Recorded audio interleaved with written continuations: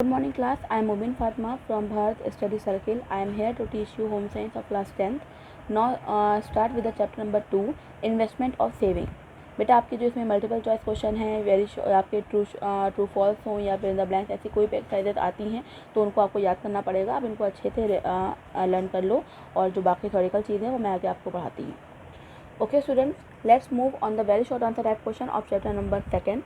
Name any 2 saving scheme of the post office. Post office की 2 saving scheme के बारे में बताइए।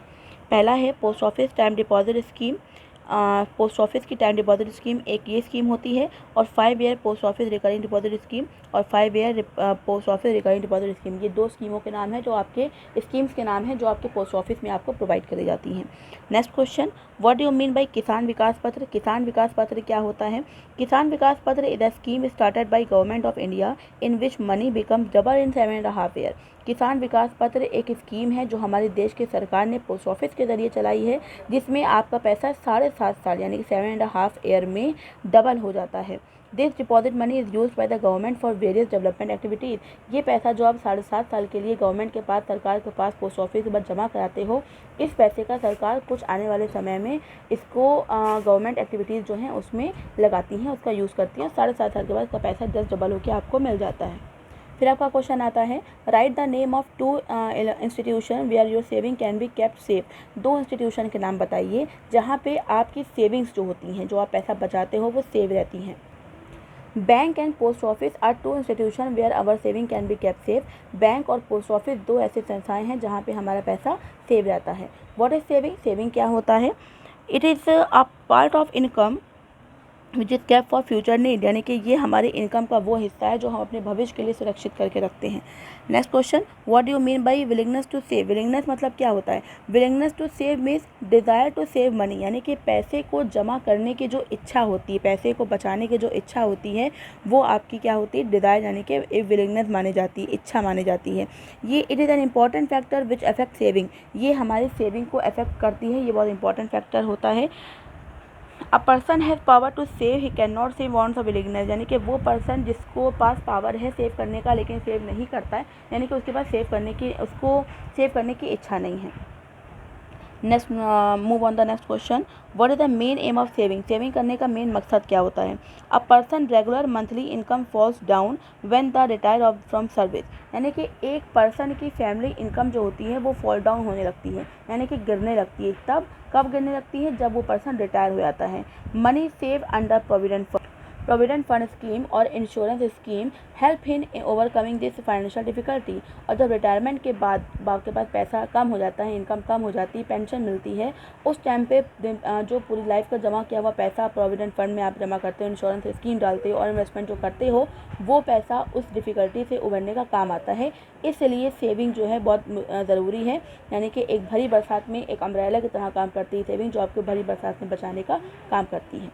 नेक्स्ट क्वेश्चन है, right the type of cheque. Cheque कितने तरह के होते हैं? Bearer cheque, order cheque, cross cheque. Bearer cheque है, ऑर्डर चेक है, क्रॉस चेक है। शॉर्ट आंसर टाइप क्वेश्चन का पहला क्वेश्चन है, what is the cheque, describe this various kind. Cheque क्या होता है, इसके प्रकार बताइए, काइंड्स बताइए। और गिफ्ट चेक क्या होता है? चेक क्या होता है? A cheque is a small size printed paper use by account holder to withdraw money.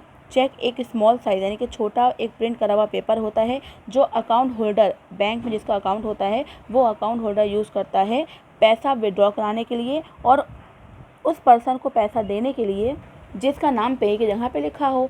और ये जो चेक है वही पर्सन लिख सकता है जिसका अकाउंट हो बैंक में। चेक कितने तरह के होते हैं? एक होता है बेयरर चेक। बेयरर चेक क्या होता है? ये अकाउंट होल्डर यूज़ करता है पैसा निकालने के लिए। कोई भी पर्सन इस तरह से चेक से पैसा निकाल सकता है। अगर किसी और का नाम चेक है तो अदर पर्सन भी जाकर पैसा निकाल सकता है। फिर आपका आता है ऑर्डर चेक। ऑर्डर चेक भी आपका एक पैसा विड्रॉ कराने के लिए होता है, लेकिन अगर इसमें जिसका नाम लिखा है पेमेंट सिर्फ उसी पर्सन का होता है। अगर पेमेंट गलत पर्सन को हो जाता है तो बैंक रिस्पॉन्सिबल होता है। फिर आपका आता है क्रॉस चेक। क्रॉस चेक क्या होता है? A cross cheque is one whose payment can not be made on the counter, यानी कि अगर आप चाहते हो अगर आपका पेमेंट काउंटर में ना होकर, यानी कि अगर पेई को अगर आप चेक का पैसा देना चाहते हो और उसको पैसा काउंटर में ना मिल के उसके अकाउंट में ट्रांसफ़र करना चाहते हो, तो आप पेई को जब चेक दोगे तो ऊपर अपर लेफ्ट कॉर्नर पे 2 ऑब्लिक पैरेलल लाइन ड्रॉ कर दोगे, जिसका मतलब होता है कि पैसा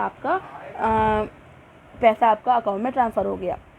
यहाँ पे आपको क्रॉस चेक का एग्जाम्पल बना कर दिखा देती हूँ। जब आप चेक बनाते हो, जैसे कि ये आपका एक चेक है, ठीक है, यहाँ पे जितने भी आपकी फॉर्मेलिटीज़ लिखी होती हैं सब लिखी होती हैं। इसके बाद आपकी यहाँ पे अपर लेफ़्ट कॉर्नर पे इस तरह की 2 ऑब्लिक पैरेलल लाइंस अपर लेफ़्ट कॉर्नर पे बना दी जाती हैं, ठीक है। यानी कि इस में भी आपको शायद राइट पढ़ रहा हूँ, मैं आपको सही से बना कर दिखाती हूँ। ये जो आपका है, यहाँ पे आपके 2 ऑब्लिक पैरेलल लाइन खींच दी जाती हैं, जिसका मतलब होता है कि जो आपका चेक है ये अब आपका काउंटर पे चेक ना आपका विड्रॉ ना होके आपके अकाउंट में ट्रांसफ़र कर दिया जाएगा। इस तरह का चेक को हम क्रॉस चेक कहते हैं। फिर आपका आता है गिफ्ट चेक।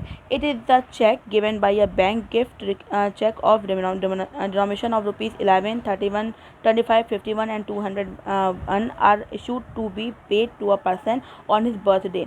जब किसी कस्टमर का बर्थडे होता है, कोई भी एनिवर्सरी होती है या कोई भी ऐसा सेरेमनी टाइप की होती है, तब ऐसे ऑस्पिशियस सेरेमनी पर बैंक अपने कस्टमर को 50, 51 रुपये, 201 रुपये, 101 रुपये, 21 रुपये ऐसे करके किसी भी डिनोमिनेशन का चेक इशू करता है फ्री ऑफ कॉस्ट। इस तरह के चेक को हम गिफ्ट चेक कहते हैं, जो कि बैंक अपने कस्टमर के लिए इशू करता है।